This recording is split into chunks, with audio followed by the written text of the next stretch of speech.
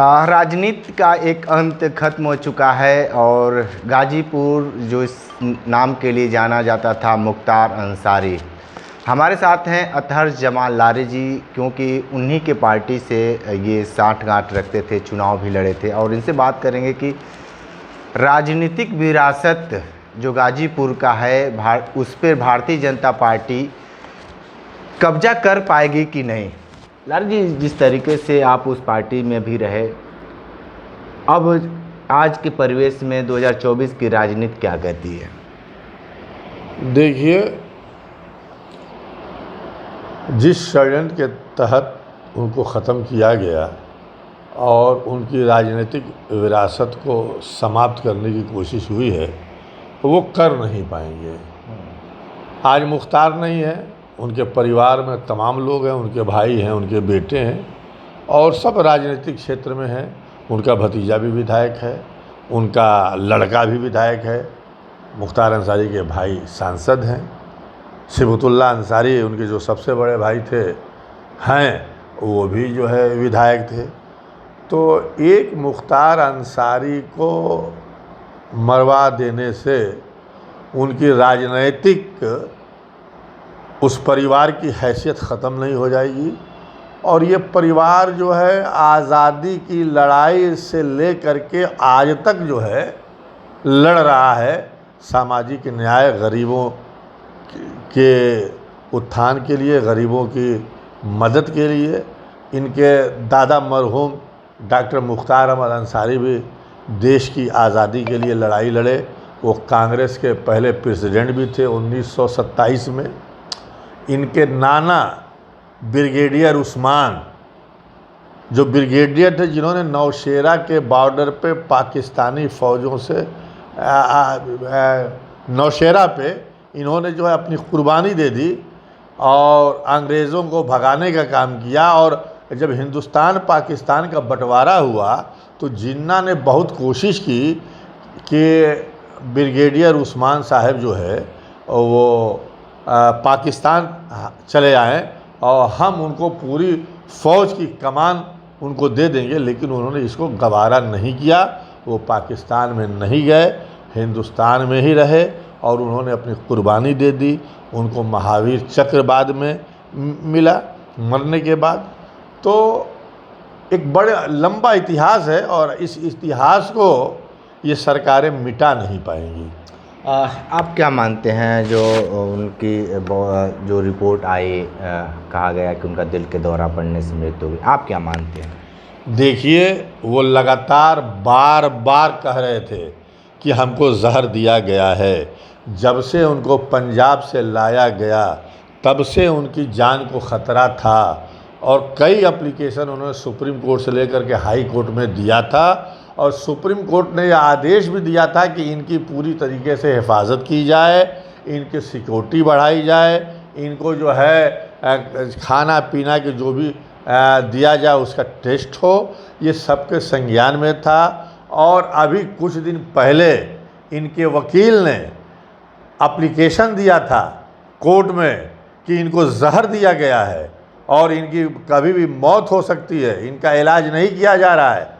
और इसी पे सरकार बौखला गई कि किस तरीके से इनके वकील को ये बात पता चली कि इनको जहर दिया गया है और उन्होंने कोर्ट में एप्लीकेशन भी दे दिया और वो मुख्तार से मिले भी। मुख्तार से मिल करके मुख्तार द्वारा लिखा हुआ लेटर वो ले जा करके कोर्ट में दिए हैं, जिससे सरकार में बैठे लोग तिलमिला गए और डिप्टी जेलर से लेकर 3 लोगों को सस्पेंड कर दिया गया। इसी नाते कि ये रहस्य कैसे वकील को पता चल गया और वकील किस तरीके से एप्लीकेशन दे रहा है कि इनको जहर दिया गया है। और आप देखे होंगे कि मरने से कुछ देर पहले वो अपने बहू और बेटे से बात कर रहे हैं और साफ कह रहे हैं कि हमको जहर दे दिया गया है, हमारा पेट फूल गया है, 10 दिन से लैट्रिन नहीं हो रहा है, पेशाब नहीं हो रहा है। जहर का असर ऐसा है कि इतनी कमज़ोरी है, लग रहा है पूरे बदन में जान नहीं, मैं उठ नहीं पा रहा हूँ, बैठ नहीं पा रहा हूँ। और आपने फ़ोटो भी देखा होगा कि जिस तरीके से उनका पेट फूला हुआ था।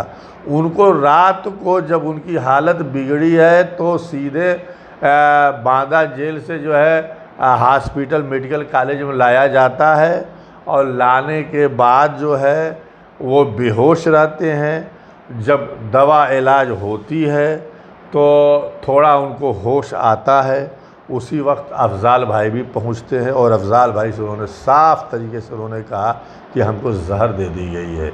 लेकिन सरकार और प्रशासन के दबाव में फिर उनको जो है ये कहा जाता है कि एकदम ये फिट हैं, एकदम ठीक हो गए हैं, और फिर उनको ले जा कर के तन्हाई के बैरक में रख दिया जाता है। 2 दिन तक वहीं तड़फड़ाते हैं और उनका कोई पुरसा हाल नहीं है। जब उनकी हालत एकदम ख़राब, मरने के करीब हो जाती है, हमें तो लग रहा है कि इसे मर गए होंगे, तो फिर उनको जो है हॉस्पिटल में ले जा कर के भर्ती किया जाता है। जबकि परिवार के लोगों का कहना था कि हमको जो है इजाज़त दी जाए तो हम उनको प्राइवेट हॉस्पिटल में उनका इलाज करा सकें, लेकिन उसके लिए भी इजाज़त नहीं दी गई। तो ये तो साफ षड्यंत्र है और सबके सामने पूरी जनता ये देख रही है कि उनकी हत्या हुई है, उनको मारा गया है। वो बार बार बयान दे रहे हैं, बार बार कह रहे हैं, लड़का बयान दे रहा है, भाई बयान दे रहे हैं, बहू बयान दे रहे हैं, सारे लोग तो कह रहे हैं, पूरी खुली किताब है। तो ये तो एक षड्यंत्र के तहत जो है उनकी हत्या की गई है और फिर उनके बाल वगैरह भी मुड़ा दिए गए हैं।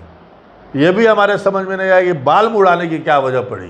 क्या इसलिए कि बाल से ही जो है डीएनए टेस्ट होता है तो कोई प्रूफ न रहने पाए, इसलिए बाल मुड़ा दिया गया, या इसमें भी क्या रहस्य है? वो तो जब जांच होगी ईमानदारी से तो सब दूध का दूध पानी का पानी हो जाएगा। और हमारे ख्याल से उनकी जो लीगल टीम है वो इसके लिए लड़ेगी, सुप्रीम कोर्ट भी जाएगी, हर जगह जाएगी। और उनकी लोकप्रियता का अंदाज़ा तो इसी से लग रहा है कितनी बड़ी हुजूम जो है उनके जनाजे में शामिल हुई। देखिए, माहौल ऐसा था कि किसी को यकीन नहीं था कि उनके जनाजे में शामिल होने दिया जाएगा। हम लोगों को भी नहीं यकीन था, हम लोग भी घर थे। सब कितने फ़ोन आ रहे थे कि आप लोग जा रहे हैं कि नहीं जा रहे हैं, आप उस पार्टी में रहे हैं, अफजाल भाई साहब के ताल्लुकात हैं आप। तो हमने सबसे कह दिया कि भैया माहौल ऐसा नहीं है कि हम लोग जा सकें। लेकिन सुबह 8 साढ़े 8 बजे एक फ़ोन आया कि भाई इतनी भीड़ है कि भीड़ को रोक नहीं पाएंगे और आप आ सकते हैं। तो मैं अकेले ही एक आदमी को लेकर के जो है उनके मिट्टी में शामिल होने के लिए गया। और रास्ते में हमको जो एक मोड़, अटवा मोड़ कहते हैं क्या है, वहाँ पे हमारी गाड़ी रोक दी गई और 50 गाड़ियाँ रोकी गई थी और तमाम गाड़ियाँ इधर उधर घूम रही थी, पूछ रही थी कि मोहम्मदाबाद जाने का रास्ता किधर से है, क्या है। फिर हमने कुछ लोगों से बात की तो पता चला कि नुनारा थाना होते हुए गांव से हम फिर गांव में घुसे, गांव से होते हुए पगडंडियों से होते हुए नुनारा थाना कोई पड़ता है, नुनारा थाना से होते हुए फिर किसी भी तरीके से हम मोहम्मदाबाद पहुँचे। और हज़ारों लोग नहीं जा पाए। सबको ये अंदेशा था कि मिट्टी नहीं देनी दी जाएगी। और जिस तरीके से प्रशासन के व्यवहार था, आपने डीएम का व्यवहार भी देख लिया कि ये जो है कैसे जो है आप मिट्टी दे सकते हो, मिट्टी में शामिल हो सकते हैं, आचार संहिता है।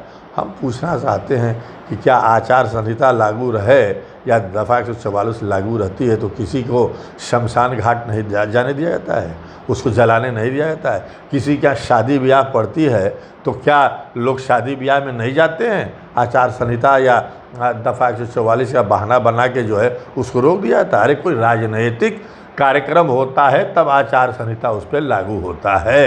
अगर शादी ब्याह हो, किसी की मौत हो गई हो, कोई जनाजा हो, कोई मिट्टी हो, तो उसमें कोई आचार संहिता नहीं। अब कभी आज तक हिंदुस्तान के दुनिया के रिकॉर्ड में कभी हमने सुना भी नहीं होगा कि इसके लिए परमिशन ली जाए। और जिस तरीके से डीएम साहबा जो है धमकी दे रही हैं कि हम देख लेंगे और सबको बंद कर देंगे, वीडियोग्राफी करा रहे हैं, तो ये तो साफ जाहिर हो रहा है कि सरकार नहीं चाहती थी कि लोग उनके जनाजे में शामिल हों। लेकिन सारी इनके षड्यंत्र जो है विफल हुआ और लाखों लोग शामिल हुए और पूरा मोहम्मदाबाद का पूरा इलाका जो है सिर्फ सर ही सर दिखाई दे रहा था। और आज भी लगातार उनके कब्र पे और उनके घर पे तमाम जनता जा रही है, हिंदू मुसलमान तमाम, हर मज़हब, दलित हो, पिछड़े हो, अगड़े हो, सारे लोग जा रहे हैं। सरकार तो समझ रही थी कि हम इनकी हत्या करा करके इलेक्शन के टाइम पे पोलराइजेशन कराएंगे। और जिस तरीके से हमारे गृह मंत्री बोल रहे हैं कि उनका वीडियो वायरल हो रहा था, हमने निज़ाम को जो है ख़त्म कर दिया, जो है भाजपा जो है नसीमुद्दीन सिद्दीकी से छुटकारा दिला दिया, भाजपा ने इमरान मसूद से छुटकारा दिला दिया, भाजपा ने जो अतीक अहमद से छुटकारा दिला दिया, भाजपा ने आज़म खां से छुटकारा दिला दिया, भाजपा ने मुख्तार अंसारी से छुटकारा दिला दिया। तो इससे क्या जाहिर हो रहा है? इससे तो यही जाहिर हो रहा है ना कि ये सरकार सब कुछ करा रही है। आप वीडियो सुन लीजिए हमारे गृह मंत्री का, तो ये तो साफ जाहिर हो रहा है कि राजनीति में पोलराइजेशन की राजनीति हो रही है, हिंदू मुसलमान करने की राजनीति हो रही है। लेकिन इनका दांव उल्टा पड़ गया और कई सीटों पे भारतीय जनता पार्टी बुरी तरीके से चुनाव हारने जा रही है। और जो लोग उनको मसीहा कहते थे वो साबित हो गया उस दिन उनकी मिट्टी में कि वो मसीहा थे और रहेंगे, और वो अमर हो गए और हमेशा जनता उनको याद करेगी। ठीक है, तो आप अतहर जमाल लारी जी को सुने थे, समाजवादी पार्टी के वरिष्ठ नेता हैं जिन्होंने बहुत सारी बातें बताई हैं। विशेष रिपोर्ट कर रहे थे, तो हमारे साथ बने रहिए न्यूज़ बकेट के साथ में दीजिए इजाज़त। नमस्कार। पेश है न्यूज बकेट हिंदी मासिक पत्रिका। पढ़ें इस महीने की पूरी खबर विस्तार से हमारे न्यूज बकेट की मैगजीन में। हमारी ई मैगजीन को मुफ्त में पढ़ने के लिए अभी लॉगिन करें www.newsbucket.in पर। इसके अलावा रोज की ताज़ा खबरों के लिए हमारे YouTube चैनल को तुरंत सब्सक्राइब करें।